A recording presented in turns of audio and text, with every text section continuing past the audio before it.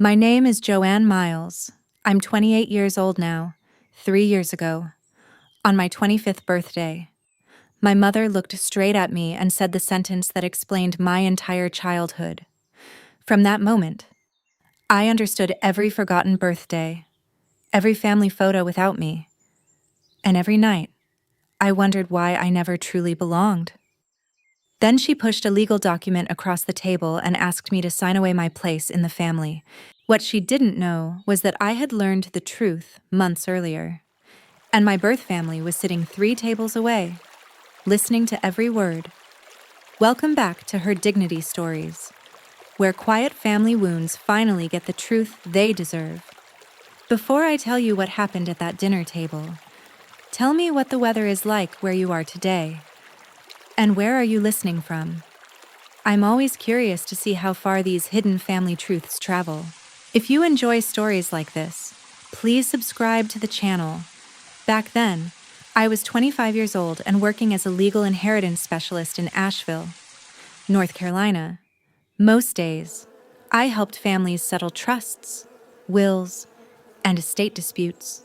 Ironically, I spent my career uncovering secrets hidden inside legal documents. I never imagined a legal document would be waiting for me on my own birthday. The invitation came a week earlier. My adoptive mother, Marilyn Dean, called and said she wanted the family to celebrate properly for once. That alone surprised me. In our family, celebrations usually revolved around my younger sister, Lily. Lily got the attention. Lily got the gifts. Lily got the excitement. I usually got whatever remained after everyone else was happy. Still, I accepted the invitation. A small part of me hoped things might finally be different. The restaurant was called the Blue Lantern. When I arrived, my parents and Lily were already seated. I noticed the envelope before I noticed anything else. A thick manila envelope sat in the center of the table. No birthday cake, no flowers, no card, just that envelope. My father, Calvin, barely looked at me when I sat down. Lily wore a smug smile that made my stomach tighten. My mother rested one hand on the envelope as if she had rehearsed this moment. The waiter had not even taken our drink orders when she slid it toward me. Then she folded her hands and calmly said, "Joanne, before you read that document, there's something we've hidden from you your entire life." And suddenly, I knew this dinner had never been about my birthday at all.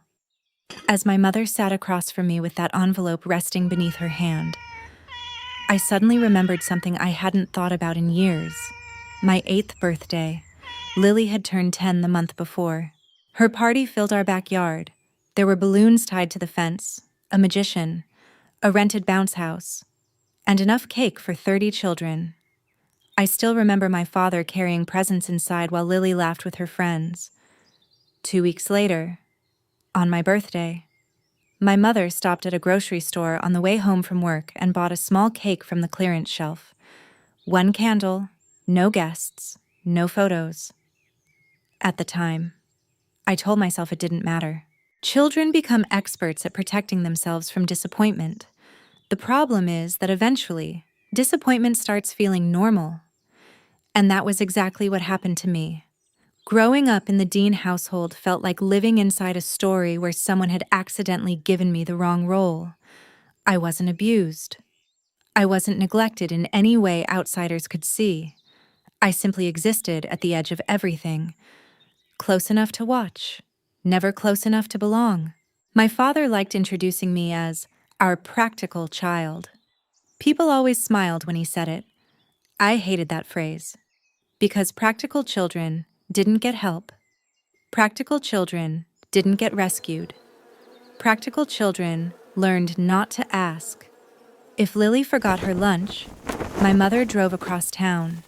If I forgot mine, I was told I was old enough to figure things out. If Lily failed a test, tutors appeared. If I struggled, I was reminded that scholarships rewarded hard work. The rules were never written down, but somehow they always applied to me. And whenever I noticed the difference, my mother had the same answer. "You should be grateful, Joanne." Grateful. The word followed me through childhood like a chain around my ankle. Grateful for food. Grateful for a bedroom. Grateful for opportunities. Grateful for things other children supposedly didn't have. I spent years wondering why gratitude in our house always sounded so much like a warning. Then there was Grandma Ruth, the only person who never made me feel like I owed her for loving me, for a long time. I sat on the floor of Grandma Ruth's closet staring at that handwritten note. When they tell you that you belong to no one, open the rest. The words felt less like a message and more like a warning sent across time. My hands were shaking when I lifted the lid completely. Inside were folders, envelopes, photographs, and legal documents carefully organized with Ruth's familiar handwriting. Grandma Ruth had always believed important things should be documented. Now I understood why. The first document I pulled out was a copy of my adoption records. I wasn't surprised to find it. I was surprised to find how much else was attached. There were letters exchanged between my parents and the adoption agency, financial statements, medical reimbursement forms, government assistance paperwork. At first, none of it made sense. Then I started reading more carefully, and suddenly I couldn't stop. Line after line revealed payments connected to my care when I was a child. Housing assistance, medical support, tax benefits, programs I had never heard about, programs my parents had never mentioned. I sat there for nearly 3 hours, turning pages while a sick feeling slowly settled into my stomach. For 25 years, I had wondered why love always felt conditional in the Dean household. Now a terrible possibility was staring back at me. What if I hadn't been chosen because I was loved? What if I had simply been convenient? I hated myself for even thinking it, but once the question appeared, it refused to leave.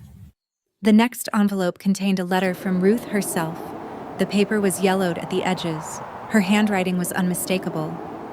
I still remember the first sentence. Joanne, if you're reading this, then I wasn't able to protect you long enough. I cried before I finished the page, not because she revealed some shocking secret, because she understood. She had seen everything, the favoritism, the loneliness, the quiet ways I was pushed to the edge of the family. Ruth apologized for not doing more.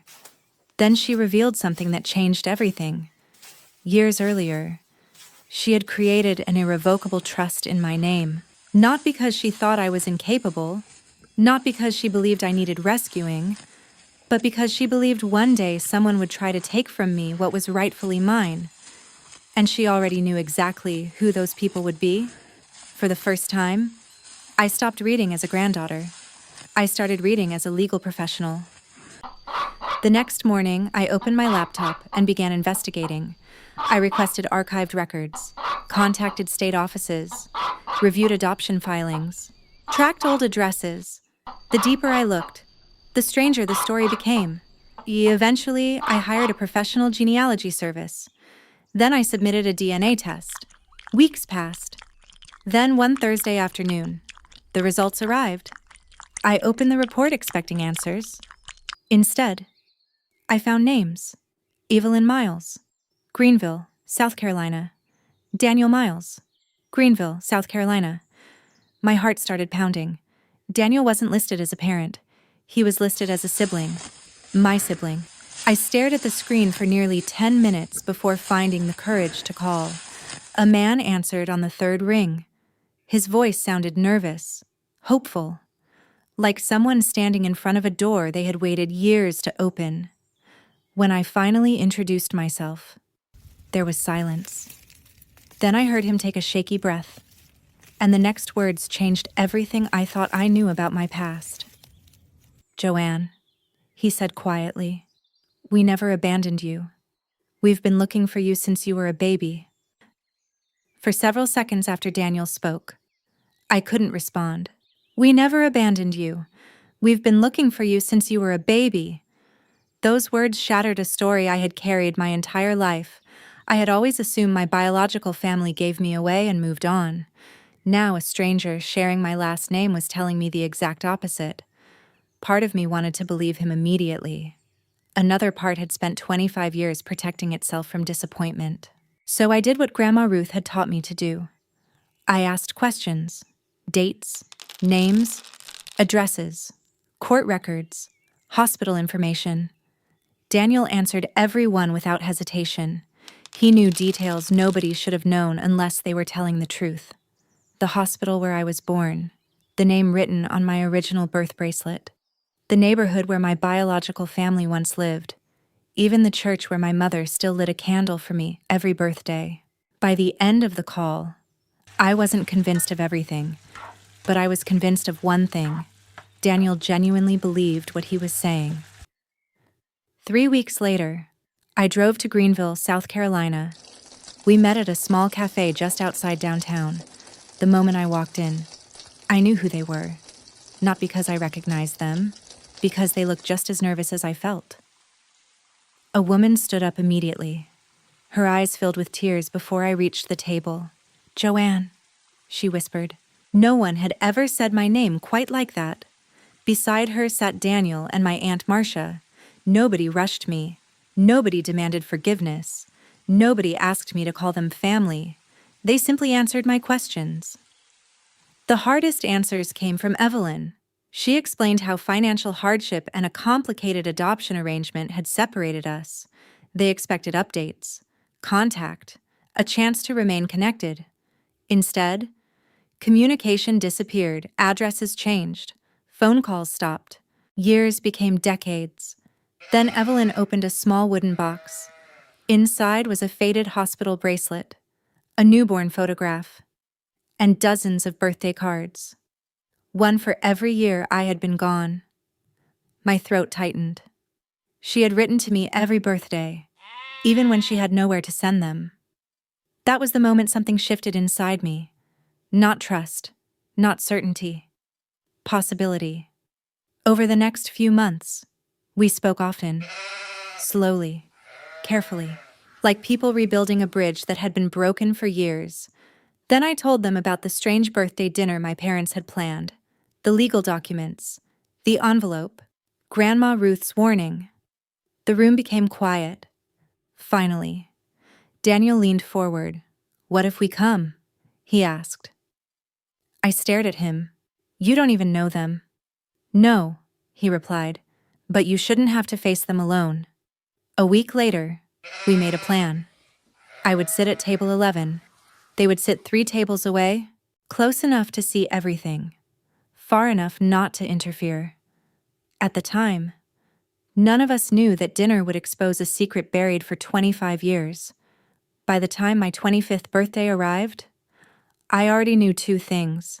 I knew Grandma Ruth had been trying to warn me, and I knew my biological family was sitting 3 tables away. What I didn't know was how far the Dean family was willing to go. The answer came less than 5 minutes after I sat down. My mother rested her hand on the envelope and slid it toward me. My father remained silent. Lily looked almost excited, the kind of excitement people get when they've been waiting to watch something unpleasant happen to someone else. Then my mother finally said it. "Joanne, you're adopted." The words landed softly, almost casually, as if she expected them to destroy me. When I didn't react, confusion flickered across her face. She had imagined shock, tears, questions. Instead, I simply looked at her. She mistook my calm for disbelief. "Your father and I felt you deserved to know the truth," she continued. That sentence almost made me laugh. 25 years wasn't truth. It was timing. And timing was never accidental in my family. My father cleared his throat. "What your mother means is that certain family matters need to be settled." There it was. The real reason for the dinner. Not my birthday. Business. The envelope opened. A stack of documents appeared. My legal instincts immediately took over. I glanced at the title. Family Release Agreement. The name alone was ridiculous. The contents were worse.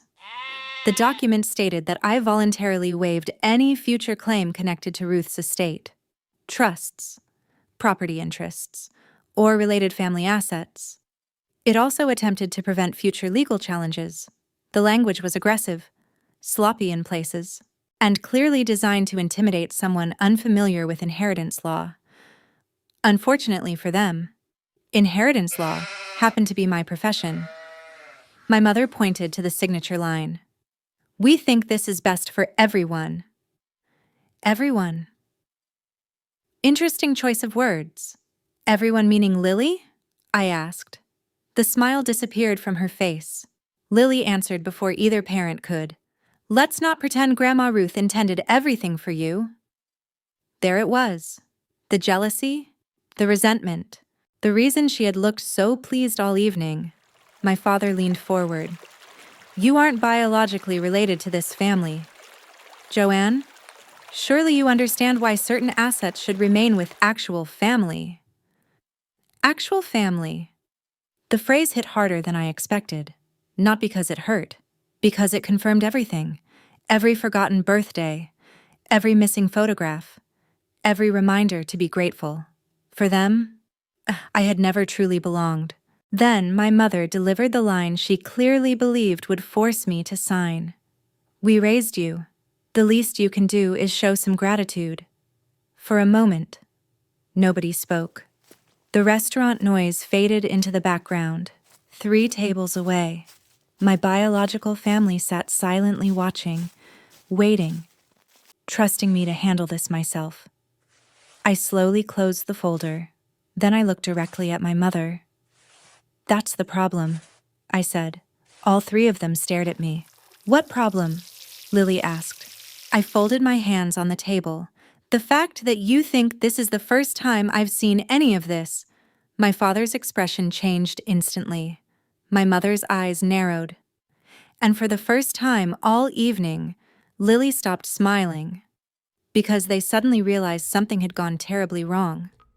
"I found out 6 months ago," I said quietly. The silence that followed was absolute. Then, from somewhere behind them, I heard a woman begin to cry, and I knew exactly which table the sound had come from. The moment I said I had known the truth for 6 months, the entire mood at the table changed. My mother's confidence disappeared first, then my father's. Even Lily stopped smiling. For the first time that evening, they weren't controlling the conversation anymore. They were reacting to it. And there is a huge difference between those 2 things. "That's impossible," my mother said. Her voice sounded sharper now, less prepared, less certain. I reached into my bag and pulled out a brown envelope. The same envelope I had carried with me ever since I left Ruth's house. The same envelope that had changed everything. "What is that?" my father asked. "A gift from Grandma Ruth," I said. Then I placed several pages on the table. My mother's eyes immediately dropped to the signature at the bottom. I watched her face lose color, because she recognized it. Ruth's signature. Real, witnessed, legal, and impossible to ignore. My father grabbed the pages. His eyes moved across the text. Once, twice, then a 3rd time. The silence stretched longer than any argument could have. Finally, he looked up. "Where did you get this?" I almost laughed, as if he didn't already know. "As I said," I replied, "Grandma Ruth left it for me." The document wasn't a will. It wasn't even the trust itself. It was an amendment, a special provision Ruth had added years earlier, a protection clause, one she had apparently considered important enough to update several times. My mother read aloud from the page, then suddenly stopped.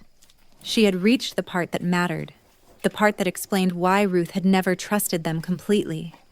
The clause stated that if anyone attempted to pressure, manipulate, deceive, or coerce me into surrendering my inheritance rights, their authority over any portion of Ruth's estate would immediately end. Not reviewed, not suspended, terminated. I saw a panic flash across my mother's face. For the first time in my life, she looked afraid of me. Or maybe not of me. Of what Ruth already knew. Because that was the real message hidden inside the document. Ruth hadn't simply protected her money. She had predicted this exact moment. She knew someone would eventually try to convince me that I didn't deserve what she intended for me. And she knew exactly who that someone would be. Lily folded her arms. "You're twisting Grandma's intentions." "Am I?" I asked quietly. Then I looked around the table, and honestly, if you had been sitting there, what would you have done? If the same people who spent years making you feel unwanted suddenly demanded your gratitude, your loyalty, and your inheritance at the same time, would you have signed that paper just to keep the peace? Or would you have finally said no? I think everyone has a moment when they decide whether they're going to keep carrying someone else's version of the truth. That night was mine. My father tried one last argument. "Your grandmother didn't understand the whole situation." That statement almost made me feel sorry for him, because nobody understood the situation better than Ruth. She had watched every birthday, every exclusion, every excuse. And apparently, she had prepared for this conversation years before it happened. Then I revealed one final detail. "There was another letter," I said. The table went silent. "Ruth wrote that she expected someone would pressure me after my 25th birthday." No one spoke. No one moved. Then, from somewhere behind my parents, I heard the scrape of a chair. Slow, deliberate. Someone had just stood up from table 14. And this time, they weren't planning to stay silent. The sound of that chair scraping across the floor seemed louder than the entire restaurant. My parents turned around. Lily followed. And for the first time that night, I saw uncertainty replace confidence. A man was walking toward our table, tall, broad-shouldered, calm, not angry, not dramatic, just determined. Daniel, my brother, my biological brother. The brother I hadn't known existed until a few months earlier. He stopped beside my chair and looked directly at me before saying anything. A small gesture. But it mattered. Because unlike everyone else at that table, he wasn't trying to speak for me. He was making sure I was okay first. Then he turned toward my parents. My mother's face had gone pale. "Who are you?" she asked. Daniel didn't answer immediately. Instead, another person stood from table 14, then another, Evelyn, and Aunt Marcia. Slowly, they approached. My biological family. The people I had spent 25 years imagining. The people my parents never expected to meet. "We're Joanne's family," Daniel said. The silence that followed was immediate. Lily laughed nervously. "This is ridiculous." But nobody else was laughing, especially not my mother, because she had already recognized something, the resemblance. Daniel had my eyes, Evelyn had my smile, and suddenly the truth wasn't an abstract idea anymore. It was standing right in front of them. My father pushed back his chair. "This isn't necessary." "No," Daniel replied calmly. "It became necessary a long time ago." Something about his voice made everyone stop talking. He wasn't there to fight. He wasn't there to threaten anyone. He was there because he had spent 25 years searching for someone, and that someone was sitting beside him now. Then Evelyn stepped forward. She was holding a small wooden box, the same box she had shown me during our first meeting. With trembling hands, she opened it. Inside was a faded hospital bracelet, a newborn photograph, and paperwork older than some of the waiters working in the restaurant. My mother stared at the bracelet, then at me, then back at the bracelet. Her expression changed. Not guilt, recognition. The worst kind, the kind that comes when someone realizes a secret they buried is about to be uncovered. Then Aunt Marcia reached into her purse. She removed a yellowed envelope, carefully preserved, carefully protected. She placed it on the table. "I think this belongs here," she said. My stomach tightened immediately, because I knew exactly what it was. The letter, the one Evelyn had mailed years ago trying to find me. The letter nobody had ever answered. My mother looked at the handwriting and froze. Daniel looked at her, then at my father. Before anyone says another word, he said quietly, There's something you need to explain. And suddenly, for the first time all evening, the people asking the questions weren't my parents anymore. For a few seconds, nobody touched the letter. It sat in the center of the table like evidence waiting for a verdict. My mother stared at it. My father stared at it. Neither of them seemed to know what to say. Daniel finally reached forward and opened the envelope. Inside was the original letter Evelyn had mailed 18 years earlier while searching for me. There was also a small handwritten note attached to it. 3 words: "Do not answer." The moment my mother saw it, all the color drained from her face, because the handwriting was hers. There was no explanation, no misunderstanding, no excuse. For 18 years, she had known someone was trying to find me, and she had chosen silence. That realization hurt more than learning I was adopted. Because adoption happened before I could remember, this happened after. Again and again. Every year someone wondered where I was. Every year my parents made sure they never found out. The restaurant had become unusually quiet. Even people at nearby tables were listening now. Then Daniel asked the question everyone was thinking. Why? My mother looked at me before answering. Not Daniel, not Evelyn, me. We were protecting our family. The words landed heavily. Lily immediately nodded, as if they wouldn't have taken you away. For the first time all evening, someone had finally said the truth out loud. Not because it was true, because it revealed what they had always feared. They weren't afraid of losing me. They were afraid of losing control over me. My father rubbed his forehead. My mother stared at the table. Neither denied what they had done. Neither apologized. And somehow that hurt most of all. Then a calm voice interrupted the silence. That's exactly what Ruth expected. Every head turned. A woman had just stepped away from table 14, Helen Carver, Grandma Ruth's attorney, the same attorney who helped establish her trust years earlier. She approached slowly and placed a thin folder on the table. The moment my mother saw her, panic flashed across her face. Helen wasn't there by accident. She had been watching everything, listening to everything, and judging by the expression on her face, she already knew exactly what was happening. Helen opened the folder and looked directly at my mother. I believe it's time to discuss a specific provision Ruth included in her trust. My father frowned. What provision?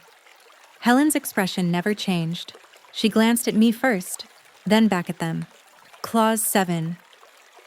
The name meant nothing to my parents, but I already knew what was inside that folder. And for the first time that evening, I realized the worst consequences weren't coming from me. They were coming from Ruth.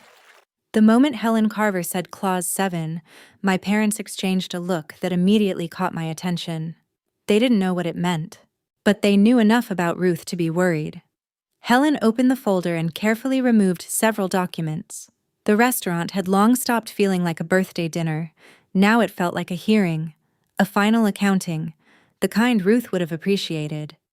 Years ago, Helen began, Ruth Miles added a special provision to her trust. My father shifted uncomfortably. My mother said nothing. Helen continued. She believed Joanne might one day face pressure to surrender assets intended for her. Lily scoffed. That's ridiculous. Helen didn't even look at her. Instead, she slid a document across the table. A signed amendment. Witnessed, notarized, legally binding. Then she read the clause aloud. If any family member attempted to manipulate, coerce, deceive, or pressure Joanne Miles into relinquishing her inheritance rights, that person's authority over any portion of Ruth's estate would immediately terminate. The silence afterward felt endless. My mother stared at the page. My father stared at Helen. Neither seemed able to find an argument. Because there wasn't one. Everything that had happened that evening was exactly what Ruth had anticipated. The pressure, the paperwork, the guilt, the demand for gratitude, every part of it. Then Helen placed another document on the table. And another. And another. A copy of Evelyn's unanswered letter, Ruth's written statement, records from the trust, notes documenting concerns she had privately expressed over the years. The evidence wasn't dramatic. That was what made it powerful. It was organized, detailed, impossible to dismiss. Finally, Helen looked directly at my parents. Ruth believed Joanne deserved the truth. Neither of them responded. Then something unexpected happened. Lily did. She folded her arms and shook her head. Mom told me years ago Joanne wasn't really part of the family. The words left her mouth before she realized what she had admitted. The entire table froze. Even Lily seemed to understand too late, because her statement confirmed something crucial. This wasn't a misunderstanding. It wasn't confusion. The secret had been known and protected for years. My mother closed her eyes. My father looked defeated. And for the first time all evening, nobody tried to defend what they had done. Helen gathered the papers neatly. Then she delivered the final conclusion. Clause 7 has been activated. Just like that. Years of planning, years of manipulation, years of secrecy. Gone. Not because of anything I did, because Ruth had prepared for exactly this moment. As everyone sat in stunned silence, I realized something strange. I wasn't angry anymore. I was simply finished. And the next chapter of my life was about to begin without the minute. When everything was finally over, I expected to feel anger. Instead, I felt relief. For years, I had spent so much energy trying to earn something that should never have required earning in the first place. Love, acceptance, a place where I belonged. A few weeks later, I returned to my childhood home one last time. I packed a few boxes, took the things that mattered, and left the rest behind. As I stood in that room, I realized something important. The hardest part of healing isn't letting go of people. It's letting go of the hope that they'll suddenly become the people you always needed them to be. Once I accepted that, everything became easier. The questions that had followed me since childhood finally had answers. The doubts became quieter. The weight became lighter. And for the first time in my life, I stopped measuring my worth through the eyes of people who had never truly seen me. That's the strange thing about truth. Sometimes it hurts when it arrives, but once it settles, it gives you something lies never can. Freedom. Freedom from guilt. Freedom from confusion. Freedom from spending your life trying to prove your value. Because real belonging isn't something another person grants you. It isn't something you earn by sacrificing yourself. And it certainly isn't something that can be taken away by a signature on a piece of paper. Real belonging begins the moment you stop asking unworthy people for permission to matter. Maybe that's the lesson hidden inside so many family stories. Some people spend years trying to become enough for the wrong audience, only to discover they were enough all along. The right people simply hadn't found them yet. And sometimes, the family that changes your life isn't the one that raised you. It's the one that sees you clearly. Thank you for spending this time with me here on Her Dignity Stories. If this story touched you, I'd love to hear your thoughts in the comments. Have you ever discovered a truth that changed the way you saw your family, your past, or even yourself? If you enjoy stories about family secrets, quiet resilience, unexpected justice, and finding your worth after betrayal, there are many more waiting for you on this channel. Please subscribe, leave a comment, and join us for the next story. Because next time, we'll explore a family conflict where a long-hidden inheritance changes everything. Until then, take care of yourself. And remember, your value has never depended on someone else's ability to recognize it.